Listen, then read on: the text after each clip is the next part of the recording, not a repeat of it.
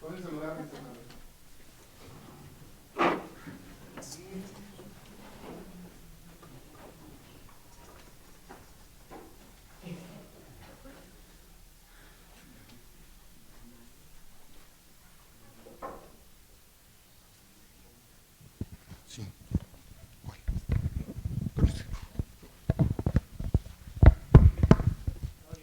¿Cómo están, mis hermanos? Gloria a Dios, qué bueno, me da mucho gusto. Dicen, el pastor se bajó para regañarnos desde aquí. Más fácil, ¿no? Vamos a orar, mis hermanos, a inclinar nuestro rostro y vamos a orar. Padre, te damos infinitas gracias, Señor, porque el día de hoy tú nos permites que lleguemos a esta tu casa para encontrarnos contigo, Señor. Tú has dispuesto nuestro corazón para estar aquí, pero te pedimos también, Señor, que tú hables a nuestras vidas y que la manera en la que tu Espíritu Santo quiera hablar a cada uno de nosotros, Señor, pueda ser de bendición para todos y cada uno de nosotros. Nos ponemos en tus benditas manos pidiendo esa dirección. Amén, amén. Fíjense que hay un libro que se llama El canto del pájaro. Está escrito por Anthony de Melo y en ella relata una historia. Dice que en esta historia un hombre iba caminando en el bosque y de repente vio que había un zorro que no tenía patas. Y dijo, ¿cómo le hará este zorro para alimentarse? ¿Cómo puede sobrevivir, no? De repente vio que había un tigre y que el tigre llevaba una presa en la boca y entonces el tigre se comía la presa y lo que alcanzaba a dejar, lo dejaba cerca del zorro y el zorro se lo comía y así se alimentaba. Y se dio cuenta que así fue haciendo. Cada día el tigre traía su presa, comía cerca del zorro y el zorro se alimentaba de lo que dejaba el tigre. Y entonces este hombre estaba maravillado de cómo Dios daba de comer a ese animal. Entonces el hombre dijo, pues voy a hacer lo mismo. Se fue, se decidió, se instaló en un rincón del bosque y esperó que Dios lo alimentara de forma pasiva. Y él estaba ahí esperando. Pasaron los días y el hombre, debilitado y casi a las puertas de la muerte, escuchó una voz interior que le decía, tú que te hallas en la senda del error, abre tus ojos a la verdad. Sigue el ejemplo del tigre y deja de imitar al pobre zorro. Esta narración, este cuento desnuda algo peligroso dentro de la vida espiritual.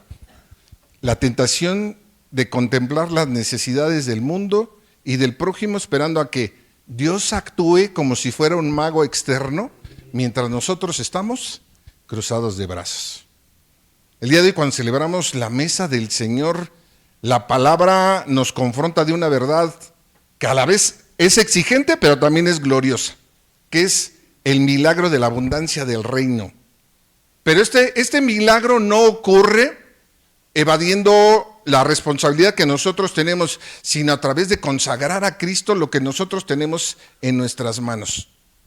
Porque la multiplicación de los panes no es una historia de un milagro que un hombre solo resolvió con toda una multitud. Es la revelación de cómo actúa el reino de Dios. Y ahí donde nuestra vista, hasta donde no alcanza, ahí es donde Cristo nos está enseñando que miremos cómo Él opera en nuestra vida abundantemente. Y precisamente el día de hoy, esta cita que nos ocupa el día de hoy, nos revela lo que Dios puede hacer. Precisamente el día de hoy, cuando nos acercamos a la mesa del Señor, cuando encontramos un trozo de pan y una copa, en esa pequeña copa que nosotros tomamos y en ese pequeño trozo de pan que nosotros partimos, nosotros vemos cómo Dios sigue alimentando a su pueblo. Leímos, ¿qué cita? Ayúdenme.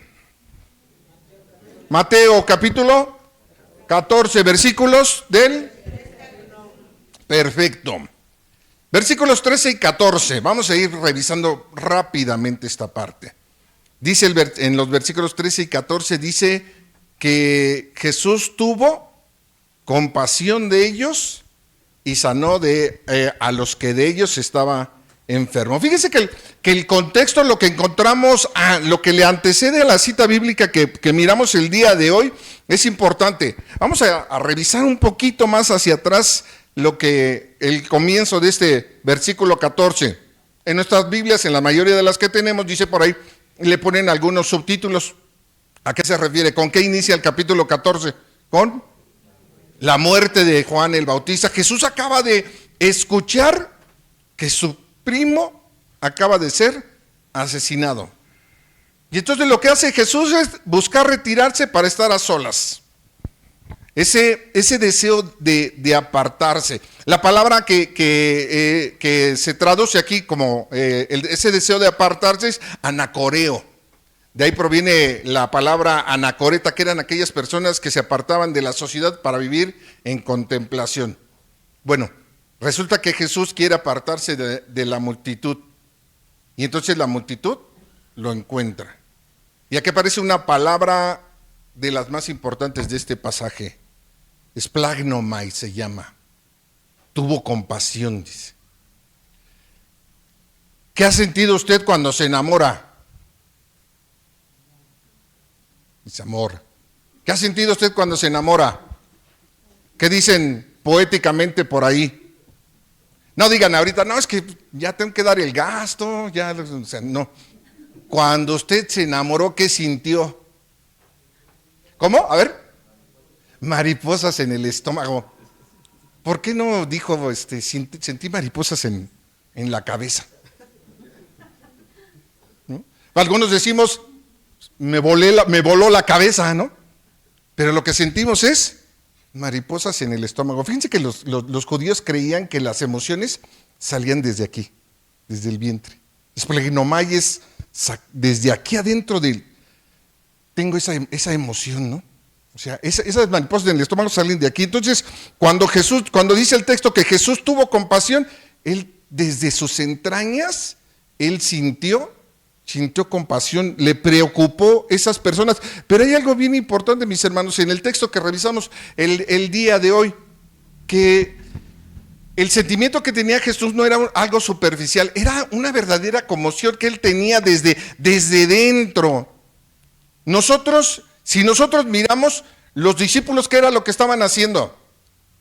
Los discípulos estaban diciendo, no voy a alcanzar.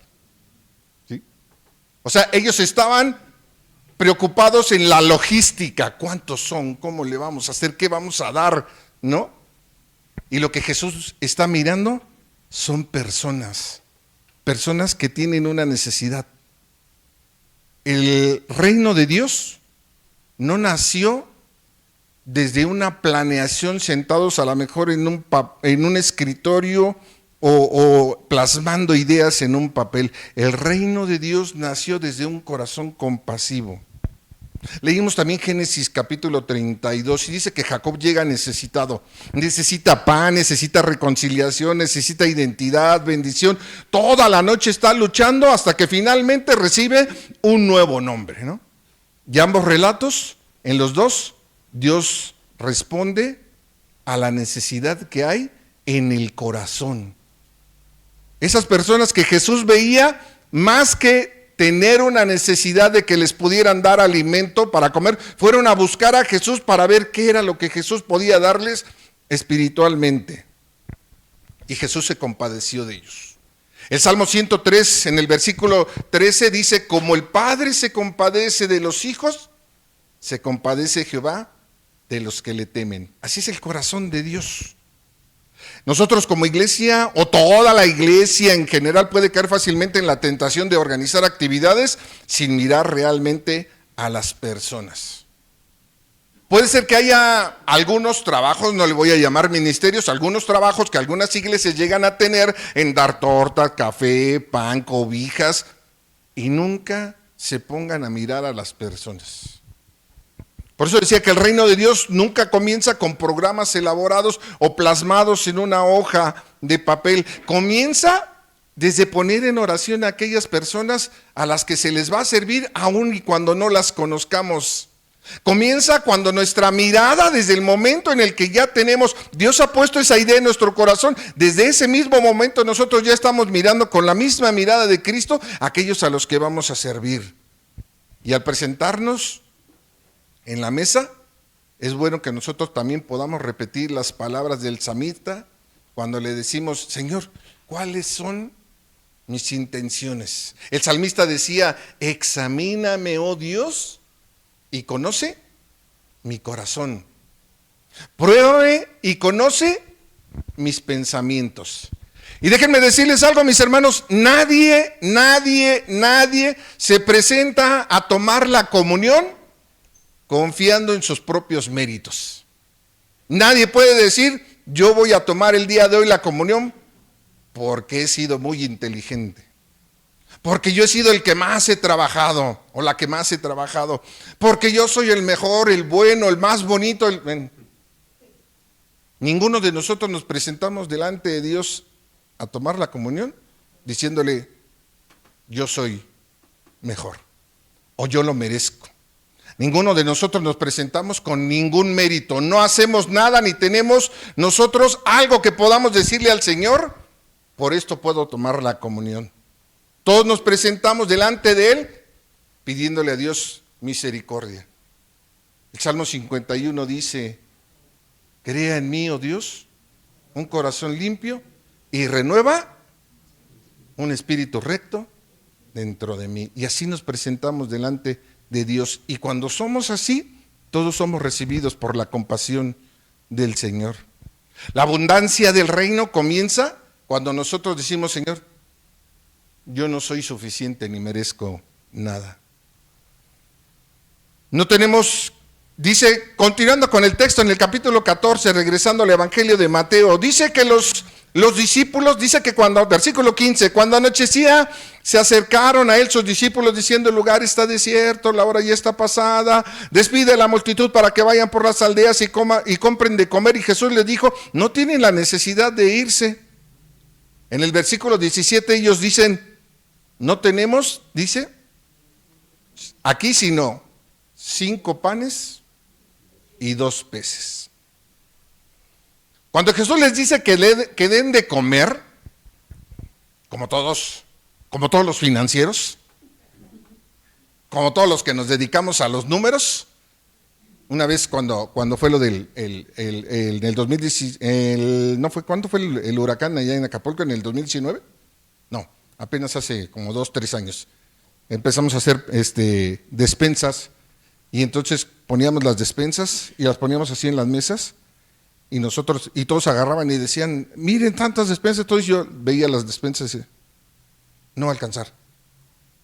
Y yo decía, no va a alcanzar. Y decían, hermano, sí va a alcanzar. Y si yo agarraba, pero yo agarraba, rápido sí empezaba y empezaba a contar.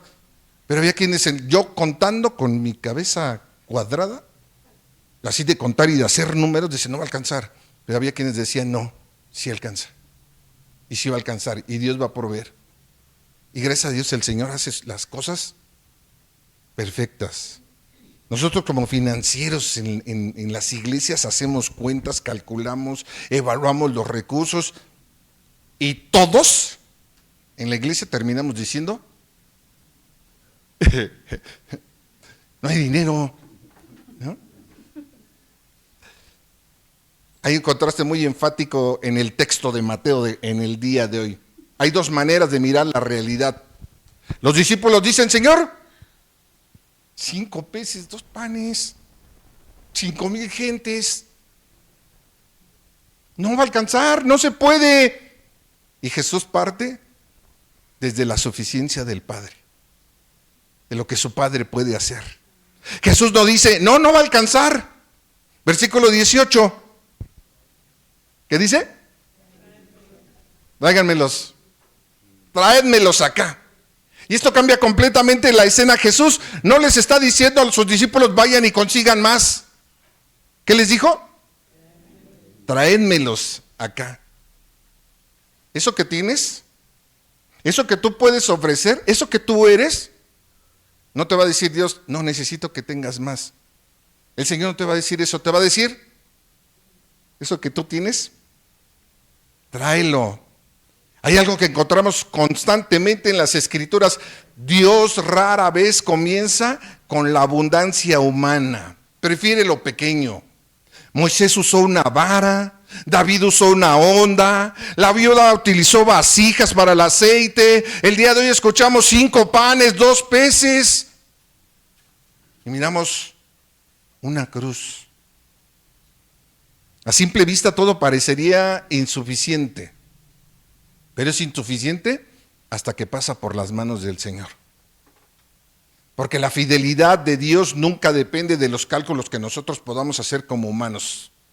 El reino de Dios avanza porque Dios permanece fiel a sus promesas. El apóstol Pablo le decía a los filipenses: mi Dios pues suplirá todo lo que os falte conforme a lo que tú tienes, a lo que tú eres, a lo que tú puedes hacer.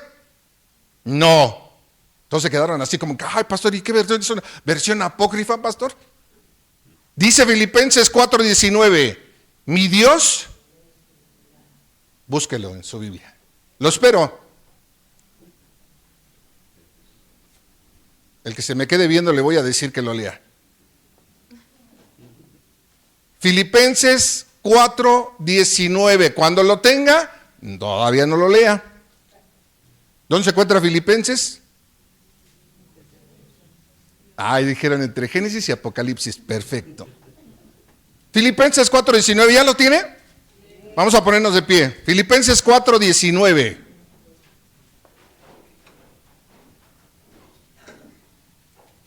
Si está dormido, dele un codazo. ¿Listos? Vamos a leerlo todos juntos. Dice la palabra de Dios: mi Dios pues suplirá todo lo que falta con Jesús. Amén. Amén. Tomen su lugar, mis hermanos. Fíjense que en las iglesias encontramos dos contrastes. Hay congregaciones que viven pensando únicamente en lo que no tienen. Ay, no tenemos recursos. Ay, no tenemos líderes. Ay, no tenemos jóvenes. No tenemos presupuestos. Pero el evangelio nunca pregunta primero cuánto tenemos. Pregunta qué estamos dispuestos a poner en las manos de Cristo. Una iglesia que entrega lo poco que posee va a descubrir siempre que hay una gran abundancia en Cristo Jesús que la misma iglesia con sus recursos no lo podría lograr. La abundancia del reino llega al mundo por medio de la iglesia. Y aquí viene lo interesante, mis hermanos, versículos 16 al 20.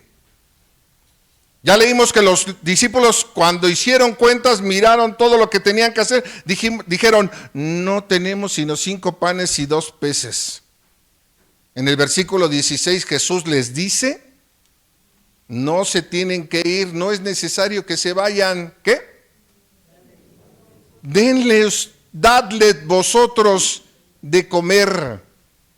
Esa frase constituye el centro teológico del texto del día de hoy. Cuando los discípulos le dicen a Jesús, ya es tarde, maestro, mira, diles que se vayan a sus casas con todo y sus chivas. Jesús utiliza un pronombre de manera enfática, himeis, les dice, no tienen que irse, denles ustedes de comer. Jesús no les está sugiriendo, oigan, ¿creen ustedes que puedan darles? O no les dice, ¿se podría que ustedes les dieran dar de comer? ¿Qué es lo que les está diciendo Jesús? Les está dando una comisión, una orden. Los discípulos le proponen una solución, era a lo mejor la solución más fácil y más lógica. Los discípulos cuando ven que ya se está haciendo noche y que hay mucha gente, le dicen al maestro, le dicen ¿qué? Despídelos, diles que se vayan. Era lo más fácil dentro de toda la logística y Jesús responde con otra lógica completamente distinta y les dice, no hace falta que se vayan. Y luego viene el imperativo, la orden. Les dice, denles ustedes de comer. Mis hermanos, todo el evangelio es una enseñanza, toda la escritura es una enseñanza y Mateo, el evangelio de Mateo no es la excepción. El evangelio de Mateo nos muestra un Jesús que forma discípulos para que continúen su obra. No está llamando espectadores para contemplar milagros, está llamando discípulos que puedan continuar con esa obra. Y llama a sus discípulos para que participen de esos milagros. Y vamos a ver la secuencia, fíjense, vamos a ver en el texto. Dice entonces, ¿qué fue lo que hicieron? Dice el texto que los discípulos entonces llevaron los panes Luego, ¿qué sucedió? Jesús, ¿qué hizo? Los bendijo, partió el pan y Jesús se puso a darles a todos los 5,000 que estaban ahí. ¿Sí? Se los dio a los discípulos y los que repartieron todo fueron los discípulos. Jesús hizo el milagro y los que obraron con ese milagro, los que repartieron todo, fueron los discípulos. El milagro que Dios había hecho pasó por las manos de ¿quiénes? De los discípulos. Si leemos detenidamente el texto del día de hoy, por ningún lado Mateo está diciendo que el pan apareció de una manera espectacular o lógica. Simple y sencillamente narra y dice, dio los panes a los discípulos y los discípulos a la multitud. Y toda la atención queda en esto. Jesús da a la iglesia y la iglesia lo tiene que dar a quien lo necesita, al mundo. Y ese es el modelo del reino. Fíjense que Juan Wesley insistía mucho en que Dios obraba a través de los medios de gracia. Es decir, que aunque Dios es soberano y puede actuar directamente, Él se sirve de personas, de la predicación, de los sacramentos, de la oración de la comunidad y del servicio para comunicar su gracia al mundo. Pablo le decía a los corintios, y fíjense que Dios no nos necesita, o sea, Él lo puede hacer. Escuchaba yo apenas hace poco que me decía una persona, es que en la iglesia nos dijeron, sigan ustedes creyendo que Dios les dio a alimentar a los 5,000, ¿no? Y me quedaba pensando y digo, si estudiamos el texto a lo mejor nos vamos a sorprender porque de alguna manera lo hizo. Pero esa manera que nosotros podamos comprender, ver o entender de cómo hizo el milagro será la explicación. Pero el milagro está. Y Dios puede alimentar no solamente 5,000, a todo el mundo. Y lo va a hacer, ¿saben qué? A través de sus discípulos. ¿A través de quiénes? Primera de Corintios 3:9 dice, porque nosotros somos, búsquelo. Primera de Corintios, ¿dije qué? 3:9, búsquelo. Primera de Corintios 3:9.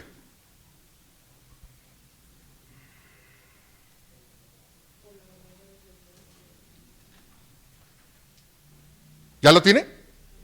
Nada más, el texto dice, porque nosotros somos de Dios. Pastora, ya tiene como 90 personas más para que trabajen en la Junta de Administradores, ¿verdad? Se dice amén.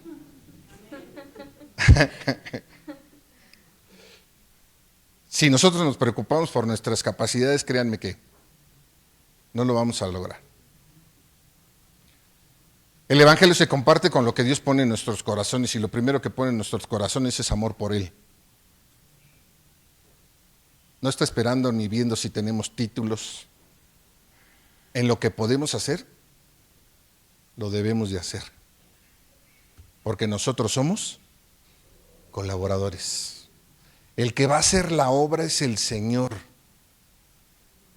Pero es a través de cada uno de nosotros. El Señor repartió todos los panes y los peces, lo que había surgido de este milagro, pero lo hizo a través de sus discípulos. Lo hace a través de la iglesia. El alimento que el mundo necesita recibir, lo recibe a través de la iglesia. Aquí Mateo está hablando de una iglesia que comenzaba a preguntarse cuál era su papel después de la resurrección, y la respuesta es clara. La iglesia no existe solamente para reunirse. Nosotros no solamente venimos, o nosotros no somos cristianos solamente para venirnos a reunir dentro de 4 paredes. Existimos porque vamos a continuar con el ministerio de Cristo. Por eso en Mateo, en el texto del día de hoy, Jesús enseña y luego envía a enseñar. Jesús sana y luego envía a su pueblo para que sane. Jesús anuncia el reino y luego nos manda que anunciemos el reino. Jesús alimenta, pero alimenta a través de sus discípulos. Y aquí viene la pregunta incómoda. Cuando vemos una necesidad en la congregación o en la comunidad, de cualquier tipo, no estamos hablando de que tenga necesidad de alimento o que tenga necesidad de dinero, estamos hablando de cualquier necesidad que se llega a presentar. Cuando usted ve que hay una necesidad en la congregación o en la comunidad, la pregunta es, ¿usted quién está esperando que responda? ¿Los pastores? ¿La junta de administradores? ¿El responsable de testimonio cristiano? ¿El de acción social? Con demasiada frecuencia nosotros pensamos que el pastor o la pastora lo hagan, que la junta lo resuelvan, que la comisión se encargue de eso. Pero Jesús nunca dijo que Pedro les dé de comer. Tampoco dijo, pues el comité organizador de los discípulos SADCBS que se encargue de hacerlo. Él dijo, denle ustedes de comer. ¿Quiénes son ustedes? Un abusado dijo, los discípulos eran 12, pastor. Le doy sus nombres si quiere. ¿No? La iglesia. ¿Y la iglesia somos? Nosotros. Denles ustedes de comer. Suplan ustedes esa necesidad. Porque por eso somos discípulos. Todos. Porque en el Nuevo Testamento nunca se entiende a la iglesia como un pequeño grupo que trabaja mientras la mayoría observan. La iglesia es el cuerpo de Cristo. Y un cuerpo sano no tiene miembros espectadores.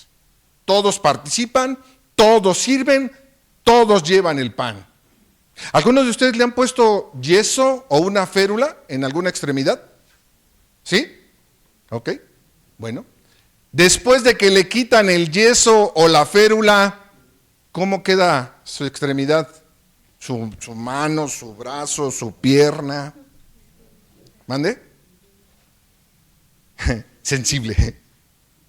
Diría mi abuelita, queda toda guanga.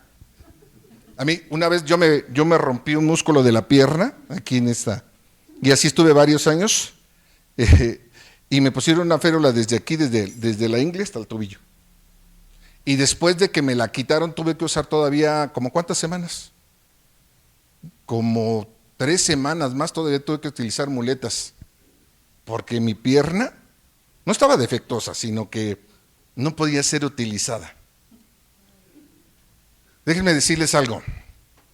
Un miembro del cuerpo de Cristo que está inactivo, que está sin trabajar, ¿cómo está? El cuerpo sano no tiene miembros espectadores. El cuerpo de Cristo sano, en ese cuerpo todos participan, todos sirven, todos llevan el pan. El día de hoy se nos presenta una nueva oportunidad para que dejemos de ser piezas inservibles.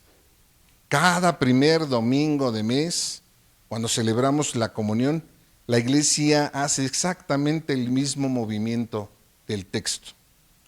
Cristo sigue siendo el que bendice el pan, pero ese pan llega a las personas mediante las manos de la iglesia.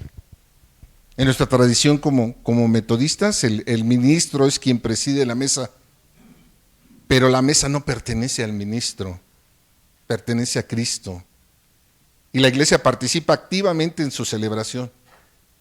La comunidad, el responsable, la iglesia prepara la mesa, recibe el pan y la copa y los comparte. Y al final es enviada a todos aquellos que la necesitan. En otras palabras, mis hermanos, la comunión no termina cuando comemos el pan. Termina cuando nos convertimos en el pan partido para todos los demás. Hay una frase de San Agustín. Cuando tomaban la Eucaristía en aquellos tiempos, él decía, reciban lo que son y sean lo que reciben. Lo que reciben. Es decir, el cuerpo de Cristo alimentado en la mesa se convierte en el cuerpo de Cristo enviado al mundo. Y todavía hay más, mis hermanos. La abundancia del reino siempre supera nuestras expectativas. Regresamos al texto, capítulo 14, Evangelio, San Mateo. versículo 20. Dice, ¿y comieron solamente unos cuantos? No, comieron todos, pero les alcanzó de a poquito. No, se saciaron, dice. Y entonces recogieron lo que sobró de los pedazos, 12 cestas llenas. El milagro termina con un detalle sorprendente. Sobran 12 canastas. No solamente hubo suficiente para alimentar a todos los que estaban ahí, hubo más de lo necesario. Hay suficiente alimento para toda la comunidad. Hay un detalle, mis hermanos, que a lo mejor pasamos desapercibido del versículo 20 que dice, y recogieron lo que sobró de los pedazos. ¿Quién lo hizo? Jesús agarró y empezó a levantar. Los discípulos nuevamente fueron y recogieron lo que había sobrado. Cuando Dios bendice, mis hermanos, Dios bendice hasta sobreabundar. Pero hay otro detalle también importante. No se quedó el pan ahí. No dijeron, ya comieron, entonces a ver. Fueron y lo recogieron. La abundancia divina también no fomenta el desperdicio. Por eso Jesús manda a recoger los pedazos, porque su gracia no se desperdicia.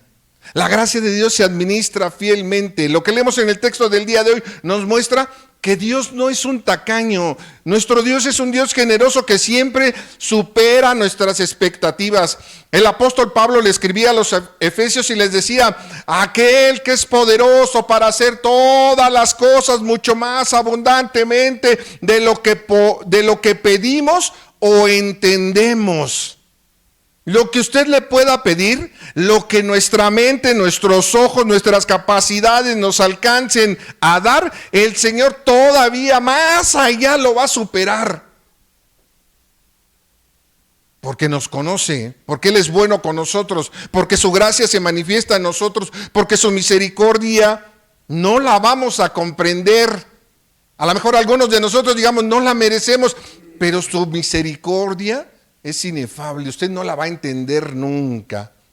El salmista decía, aderezas mesa delante de mí en presencia de mis angustiadores. Unges mi cabeza con aceite, mi copa está rebosando. O como dice la traducción en el lenguaje actual, dice, aunque se enojen mis enemigos, tú me ofreces un banquete y me llenas de felicidad, me das un trato especial. La iglesia que se deja alimentar por Cristo no vive pensando en qué le va a faltar.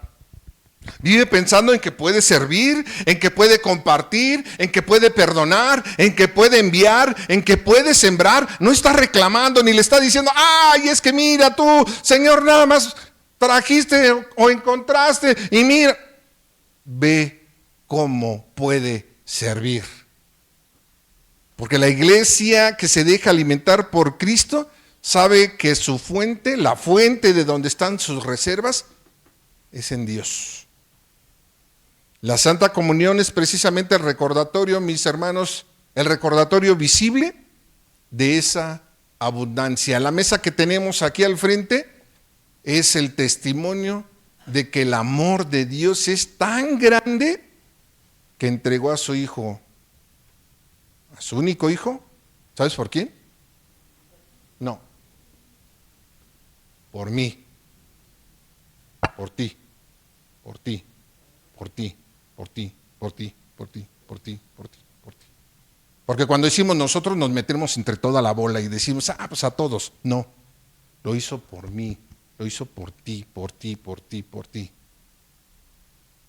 Cada vez que participamos de la mesa del Señor, nosotros proclamamos que ese Cristo que dio, que multiplicó las cosas para todos aquellos que lo estaban escuchando en aquel momento, sigue siendo suficiente para nosotros, para todos los que creemos en Él. Y seguirá siendo hasta el día que nos sentemos con Él en el banquete definitivo en el reino. Amén. Las lecturas del leccionario del día de hoy, mis hermanos, nos enseñan 3 verdades grandes. Leemos en Génesis, Jacob descubre que la verdadera bendición no consiste en que salga ileso, sino que encontró a Dios. La cita de Romanos en el capítulo 8 que tocaba el día de hoy, experimenta Pablo un profundo dolor por su pueblo, pero no pierde la esperanza de que Dios es fiel con su pueblo. Y en el Evangelio de Mateo encontramos que la multitud llega con hambre, pero sale alimentada porque Cristo está en medio de ella. La abundancia del reino no consiste simplemente en recibir más cosas, consiste en descubrir que Cristo es suficiente. Cuando Él está presente, no hay escasez. Nosotros el día de hoy como iglesia celebramos la Santa Cena y la celebramos precisamente porque hemos aprendido esa verdad. Todos y cada uno de nosotros, decía yo hace rato, ninguno se puede presentar con ningún mérito delante de Dios para poder decir yo merezco tomar la comunión. Nos presentamos con las manos vacías, nos presentamos con pecados confesados, nos presentamos con preocupaciones reales de nuestra vida cotidiana, nos presentamos con fuerzas que a lo mejor están menguando, pero cuando nos acercamos a la mesa, recordemos, el anfitrión es Cristo. Él continúa tomándonos en el hueco de su mano, continúa bendiciéndonos, continúa acompañándonos, continúa partiendo ese pan, continúa dando para todo el que lo necesita. Y déjame decirte, Cristo, Dios, siempre será suficiente para todos y cada uno de nosotros. Vamos a inclinar nuestro rostro. Señor, tú que eres el pan de vida, el día de hoy queremos reconocer que mirando nuestra realidad, a lo mejor podríamos ver cosas que nos faltan, pero el día de hoy queremos mirar con tus ojos.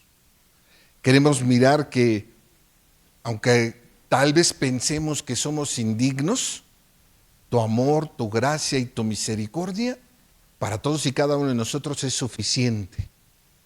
No venimos por nuestros méritos pensando en que merecemos estar el día de hoy aquí, en que merecemos participar de la Santa Cena. Venimos sabiendo que no lo merecemos, pero que a través de tu gracia, a través de tu amor y a través de tu misericordia, tú nos presentas el día de hoy una nueva oportunidad para renovar ese compromiso, ese pacto que hemos hecho entre tú y yo. Cada uno de nosotros contigo. Ayúdenos, Señor, para que a través de la celebración de la Santa Cena, tu amor y tu misericordia se vea manifestada en cada uno de los presentes. En todos aquellos que en cualquiera de sus congregaciones participa de este sacramento, mirando no lo que somos o no lo que es cada quien, sino lo que Dios puede hacer a través de cada uno de nosotros. A ti la honra, la gloria y la alabanza por los siglos de los siglos, Señor. Amén. Amén. Dios siga bendiciéndoles, mis hermanos.